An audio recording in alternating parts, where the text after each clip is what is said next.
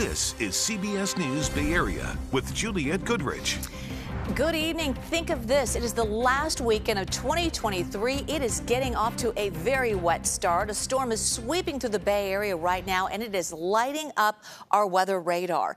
And we're already seeing some trouble. In fact, this is new video from near Windsor in Sonoma County, where a road near the Charles Schultz Airport is completely underwater. And up the road in Cloverdale, a fallen tree took out a deck on River Road. Fortunately, no one was hurt, but some power lines also came down. And here is a live look at what drivers are facing outside wet roads on the Golden Gate and San Mateo bridges. And this was my view on my way to work crossing the Bay Bridge. The windshield wipers definitely putting in some overtime there in the midst of the downpours. And we are still waiting to hear if rain had anything to do with this crash between two fire trucks in San Francisco. They were apparently responding to a fire when they collided near Lyon in California. They also hit some parked cars. 3 firefighters were hurt, but they are expected to be okay. So for the latest on where the storm is right now, let's get to First Alert meteorologist Darren Peck. That's an easy one, Juliette. It is right over the greatest population centers in the Bay. Look at that beautifully organized line of rain, oriented almost perfectly north-south, and it's coming right over the heart of the Bay. If we get a slightly different vantage point on this came on shore right around 5 o'clock and then has been slowly working its way across pretty much the entire Bay for everybody. Let's just put it on the last frame. That's where it is right now. That's 7 o'clock, and you can see it coming right across the peninsula in the city, all the way up through San Pablo Bay and then through the rest of the North Bay. That means that line of rain still has to go that way. Fremont, you haven't gotten it yet. Tri-Valley, you haven't gotten it yet, but you will. And there's enough rain in this that the National Weather Service has put out a flood advisory for that line, which has already dropped an inch in the North Bay, and as it continues to move across the rest of the Bay, will produce similar rainfall totals. So here's the takeaway for you on that. If you're included in this flood advisory, and just about everybody is, except for the Santa Clara Valley on a technicality, and you may even need to get added. The National Weather Service will make that call.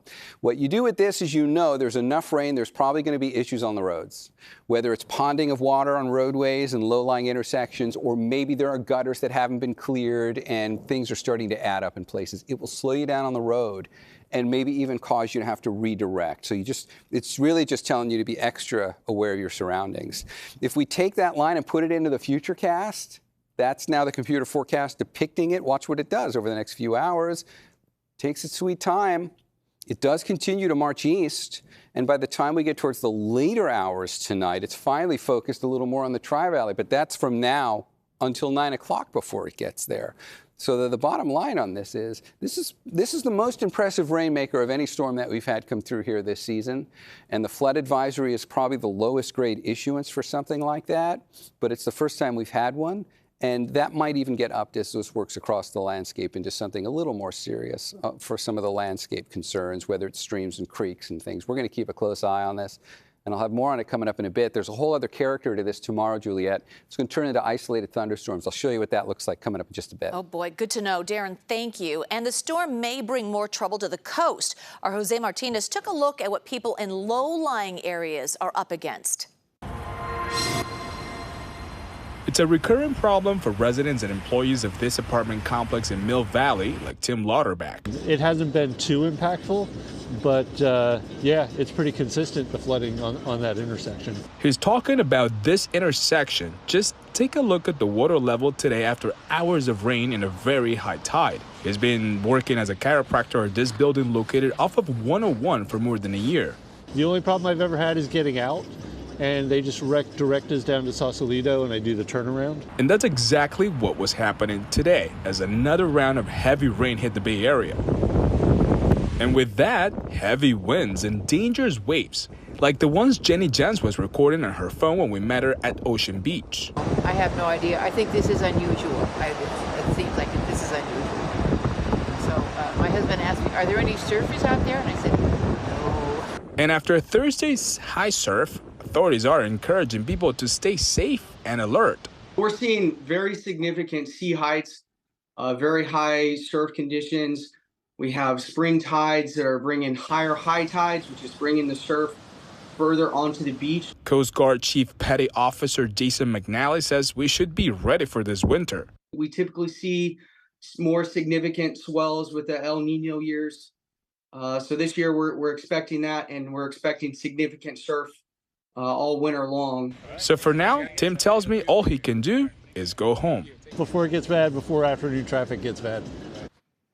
And we will keep tracking the storm and all of its impacts on the Bay Area and beyond. For updates anytime, head to KPIX.com or find us on the free CBS News app. Turning to other news, a dark day in Oakland as the city mourns a police officer killed trying to stop a burglary. 36-year-old Tuan Lay had been with the department for nearly 4 years.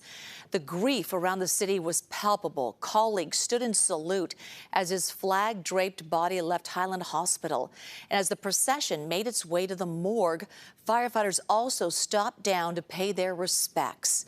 Police say Officer Lay was undercover early this morning when he was shot while responding to a burglary at a dispensary near Jack London Square. The suspects are still on the run. Ardal Lynn has more in the investigation and reaction from the city. This crime scene on Embarcadero in front of Interstate 880 remains shut down. Officers are interviewing witnesses and gathering evidence. The FBI is also here assisting in the investigation. The interim chief says Officer Tuan Lay was driving an unmarked police vehicle when a burglar shot and killed the plainclothes officer. This appeared to be the truck he was driving, riddled with bullet holes. It appeared the truck came to a stop after it crashed into a parked vehicle on Embarcadero near the city's waterfront. The dangers and demands of this profession are real and come with significant sacrifice. The chief says at least one other officer was in the truck with Lay. Other responding officers rushed Lay to Highland Hospital. Doctors could not save him. We understand the officer's wife and mother were by his side. Dozens of officers from different agencies also stood outside of Highland to show their support. On Friday afternoon, a motorcade escorted the fallen officer's body to the county coroner's office. The officer's family members stayed with him the entire time. I seen him hugging. I can feel that hug across the street there. Neighbor Roger Gomez never met the officer, but came to the hospital to pay his respects. It hurts. It does. It hurts because when we lose peace, we all hurt. Chief Darren Allison says it started out with the officers responding to a burglary in progress at a cannabis business in the 400 block of Embarcadero this morning around 1 a.m. The thieves were gone by the time the officers got there, so they cleared the scene. But around 4:30 a.m., the chief says the thieves returned to burglarize the same business. Officer Lay, along with other plainclothes and uniformed officers, responded and saw burglars fleeing. Shortly after, they say someone fired multiple shots at Officer Lay. Oakland, this loss cuts deep.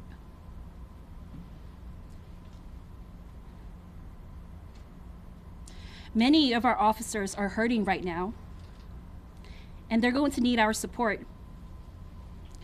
Our community is in shock.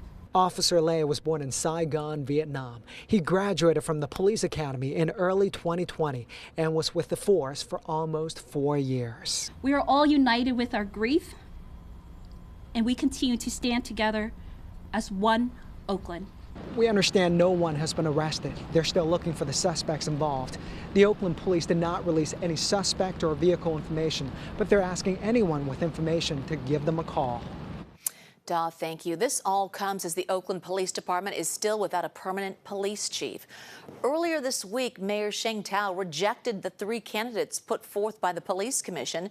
The commission is starting the process over and should have a new list of names by the beginning of March. Former Chief LaRon Armstrong, who was fired in February, was reported to be on that list. He also offered his condolences today, his statement reading in part, "The officer died protecting the city we all love. This is an immeasurable tragedy, one that affects us all. We should all pray for his family and focus on the devastating impact it has on them, OPD, and our community." And we will be following this investigation through the evening and into the weekend. Stay with CBS News Bay Area and KPIX.com for updates. So the popular Bay Lights installation could return to the Bay Bridge next year. How great would that be? It went dark back in March after 10 years of weathering the elements. So the founders said the 25,000 LED lights were just too costly to maintain, but they have been raising funds and they should have enough money to flip the lights back on by late next year with double the lights for even more visibility. Too bad they couldn't have done it into the new year. All right. People up and down the California coast spent the day cleaning up after yesterday's high surf and flooding. So that includes the towns of Aptos and Santa Cruz County, where the floodwaters ran into streets and homes and left behind thick drifts of sand and mud. And we caught on our camera yesterday in Ventura a sneaker wave that struck the shore, knocking several people over. 8 people were injured and had to be taken to the hospital. And you could actually see in this video the crashing water moving far too fast for people to outrun. We turned around and we didn't get more than a half a step, and all that water was coming over this wall here, and it was just like, it was way higher. It was like maybe 10, 12 feet high. I think I actually maybe got punctured with one of these. And then I maybe hit this, and I for sure hit this. Weather officials had issued multiple warnings yesterday to stay away from the water line. A new federal report shows California is home to more than a quarter of the country's unhoused. That amounts to 181,000 people, a 6% jump from last year. And new federal data show during that same time, rent soared by 38%, while renter income rose just 7%. The confetti was flying a little early in Times Square today. It's actually a test run for the New Year's Eve ball drop Sunday night. 3,000 pounds of colorful confetti will be released at the stroke of midnight, mixed in with resolutions and wishes written by thousands of people. Even my own wish, which is to spend more time with my family in 2024, and of course, just peace on earth. I think more than ever, we're just wanting everyone to get along. I love that. And to health and happiness in the new year. Thanks so much for watching. The news continues at 8 on PIX Plus or 44 Cable 12. We'll see you right back here at 11 o'clock. Stay safe out there. We'll have more storm coverage for you at 11 and throughout the evening.